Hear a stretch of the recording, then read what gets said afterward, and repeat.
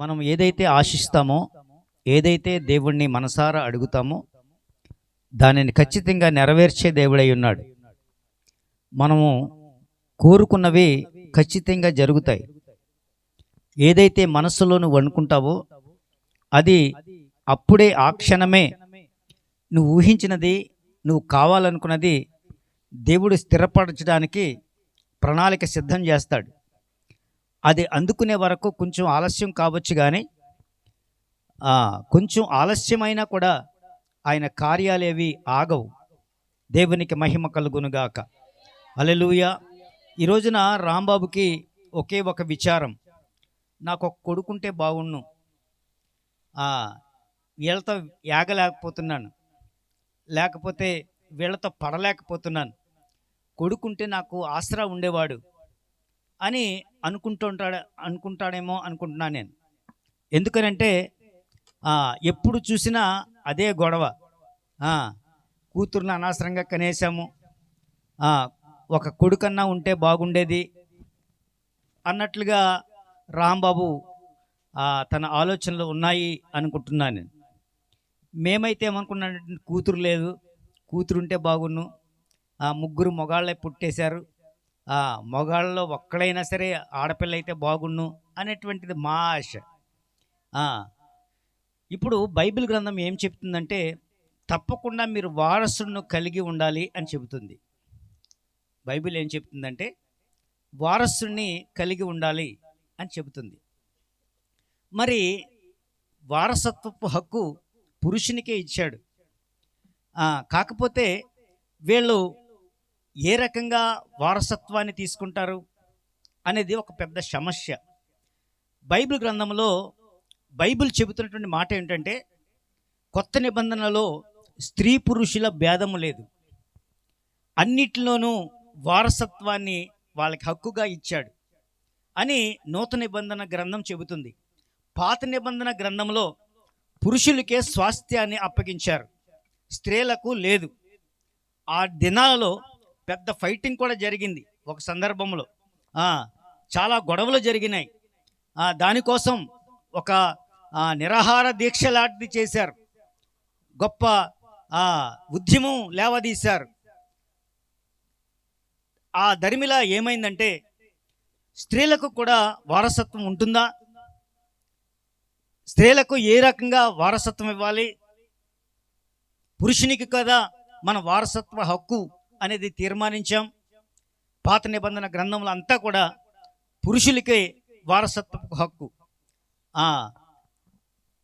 ఒకసారి ఏశావు యాకోబుల సంగతి ఆలోచన చేస్తే వారసత్వం కోసమే కదండి, జ్యేష్ఠత్వపు హక్కు కోసమే తను ఆ ఇద్దరి అన్నదమ్ముల మధ్య గొడవలు జరిగినాయి. చంపాలని చూశారు ఒకడు, దేనికోసం? జ్యేష్ఠత్వ హక్కు కోసం కదా. జ్యేష్ఠత్వం లేకపోతే, వారసత్వపు హక్కు లేకపోతే మన పురాణాల్లో కూడా ఉంటుంది, పున్నామ నరకం నుంచి తప్పించేవాడు ఉండడు కొడుకు లేకపోతే. వీడికి కొడుకు లేడు, మరి అలా కొడుకులు లేని వాళ్ళు అలాగే పోవలసిందేనా? పున్నామ నరకం నుంచి తప్పించబడడా? కొడుకులు ఖచ్చితంగా ఉండాలా అనేటువంటిది ప్రశ్నగా మిగులుతుంది. ఒకసారి గలతీ పత్రిక 4వ అధ్యాయము 1 నుంచి చదవగలిగితే, మరియు నేను చెప్పున్నది ఏమనగా వారసుడు అన్నిటికీ కర్తయ్య ఉన్నాడు. దేవునికి మహిమ కలుగునుగాక. వారసుడు అన్నిటికీ కర్తయ్య ఉన్నాడు. ఆయన సర్వమును సకలమును హక్కుదారుడు కనుక కుమారుడు కలిగి ఉండాలి, వారసుడు కలిగి ఉండాలి అని బైబిల్ చెబుతుంది. మరి ఆడపిల్లలు కన్నవారంతా ఒకవేళ మగపిల్లలు లేకపోతే వారికి వారసత్వం దక్కదా అనేటువంటిది ఒక ప్రశ్న. దేవునికి మహిమ కలుగునుగాక. చదవండి కొంచెం ముందుకి, అదే అధ్యాయంలోంచి 4వ అధ్యాయం 1వ వచనం. మరియు నేను చెప్పినదేమనగా బాలుడై ఉన్నందున బాలుడై ఉన్నంత కాలము ఆ అతనికి నీ దాసునికి ఏ భేదమును లేదు. లేదు. తండ్రి చేత నిర్ణయింపబడిన దినము వచ్చే వరకు, తండ్రి చేత నిర్ణయించిన దినము వచ్చు వరకు అతడు సంరక్షకుల యొక్కయు గృహ నిర్వాహకుల యొక్కయు ఆధీనములో ఉండును. అటువలే మనమును బాలురమై ఉన్నప్పుడు లోక సంబంధమైన మూల పాఠముల వైపు లోబడి దాసులమై ఉంటిమి. మూల పాఠముల వైపు దాసులమై ఉంటిమి. అయితే ఏంటి మూల పాఠములు?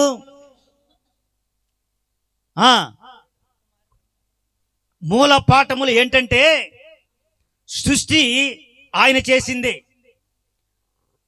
పంచభూతాలు అంటారు.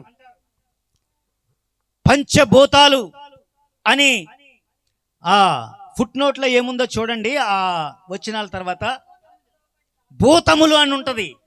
అంటే పంచభూతములు అన్నమాట. భూతములు అంటే దెయ్యాలు కాదండి,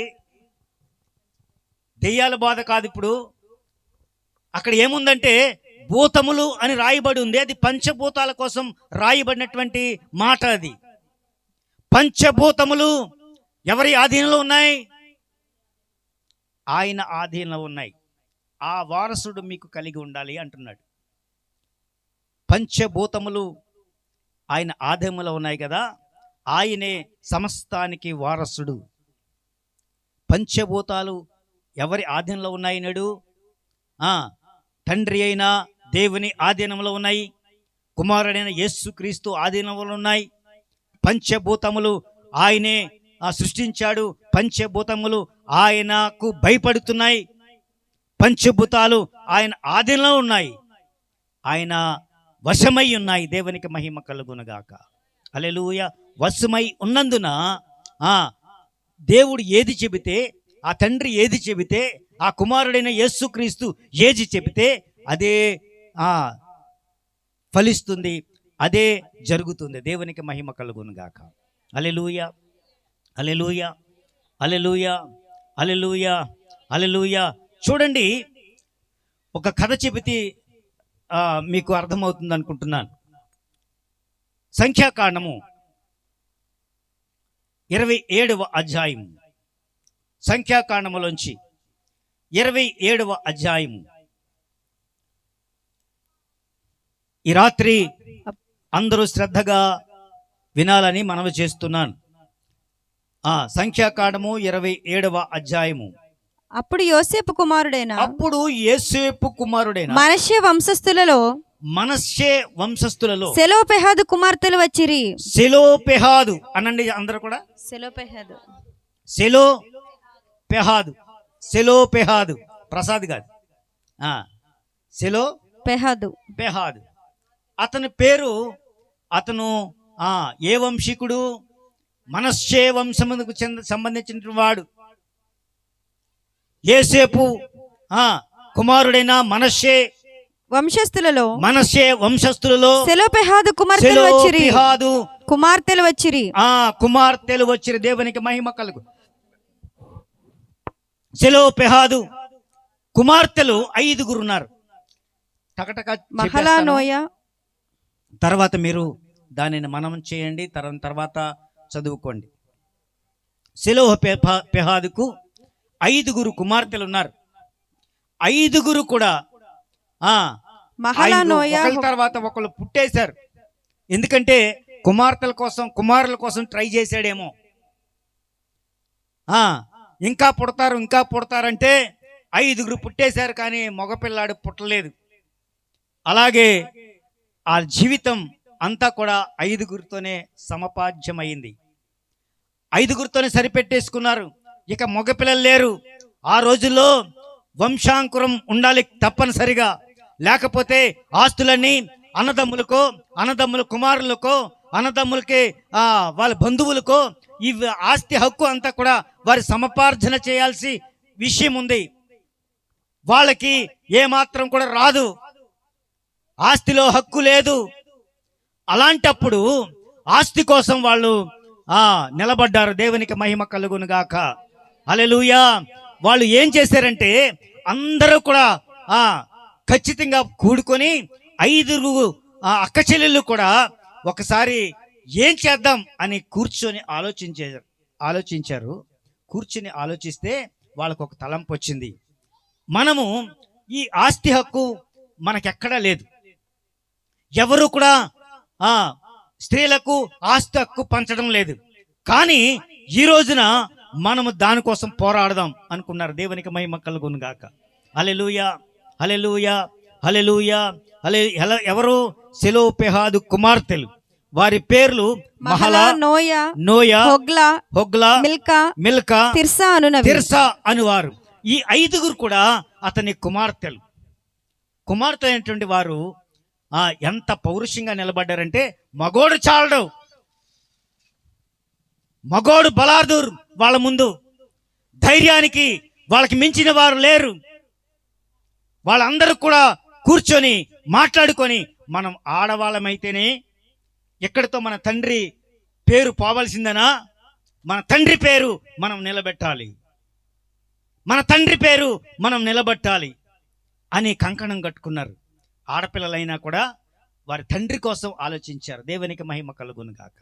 హల్లెలూయా, హల్లెలూయా. రాంబాబుకి 2 ఆడపిల్లలైనా తండ్రి కోసం ఎంతో ఆలోచన చేస్తారు.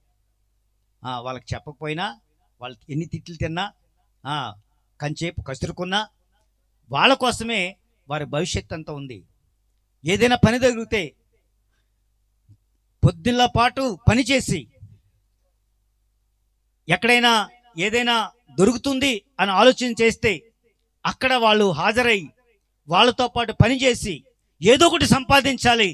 తండ్రిగా మేము ఏదో ఒకటి తండ్రికి సహకారులుగా మేము ఉండాలి అనేటువంటి ఆలోచన ఆ బిడ్డలది.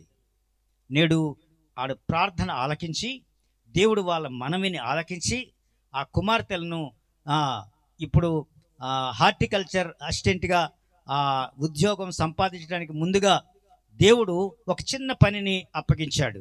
రేపొద్దుట ఏదో ఒక రోజు ఆమె ఉద్యోగ ప్రాప్తి కలుగునుగాక. ఆమెకు దేవునికి మహిమ కలుగునుగాక. తప్పనిసరిగా దేవుడు దీవెనలు వారిపై ఉండునుగాక. వారు తండ్రి కోసం ఆలోచిస్తున్నారు. అలాగే సెలోపెహాదు కుమార్తెలు 5 కూడా వారు మా నాన్న పేరు ఇక్కడతో పోకూడదు అని ఆలోచన చేస్తున్నారు. వాళ్ళు పెద్దలందరినీ సమకూర్చారు. 3వ వచనం చదవండి అమ్మా. అతడు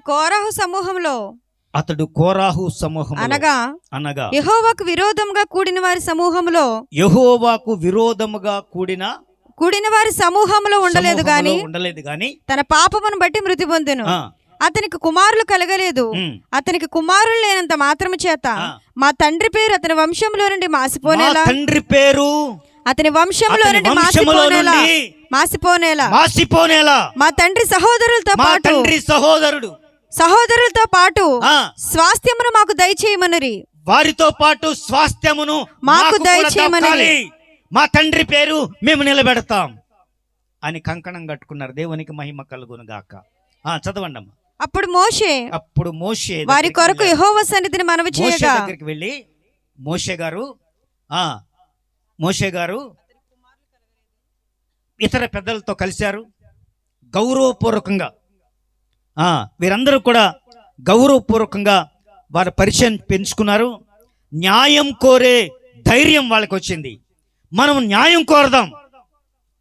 అక్కలారా, చెల్లెళ్ళారా, మనమందరం కూడి న్యాయం కోసం పోరాటం చేద్దాం. మన తండ్రి ఆస్తి మనకు దక్కాలి, తండ్రి పేరు మేము నిలబెట్టాలి అనేటువంటి ధైర్యంగా న్యాయం కోసం పోరాటం ప్రారంభించారు. 5 అక్క చెల్లెలు కూడా ప్రారంభించి, అప్పుడు మోషే వారి కొరకు యెహోవా సన్నిధిని మనవి చేయగా, వారు ప్రత్యక్షపు గుడారం యొక్క ద్వారము వద్ద, ప్రత్యక్షపు గుడారపు ద్వారము యొద్ద మోషే ఎదుటను యాజకుడైన ఎలియాజరు ఎదుటను ప్రధానుల ఎదుటను మోషే ఎదుటను ఎలియాజరు ఎదుటను ప్రధానుల ఎదుటను సర్వ సమాజం ఎదుటను నిలిచి చెప్పినదేమనగా, గౌరవప్రదంగా వారందరినీ గౌరవించి, అయ్యా మా విజ్ఞాపన వినండి,